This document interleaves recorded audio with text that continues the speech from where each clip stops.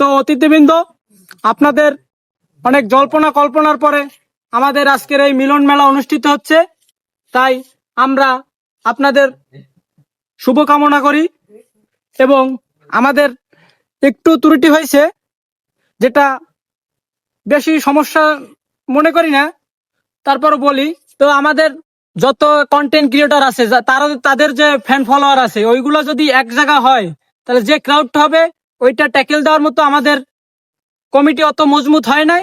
তার কারণে আমরা আজকে এই অনুষ্ঠানটা একটু লোকেশন চেঞ্জ করে জঙ্গলে আনছি। তাই মনে কিছু করবেন না, আমাদের অতিথিবৃন্দ অনেকেই আসছে, আরো আসতেছে। তা আপনারা যে যার আসন গ্রহণ করুন। বেটা লোকেশন হিসেবে তো জায়গাটা এখানেই মেলার, যাই আশেপাশে আছে খোঁজ।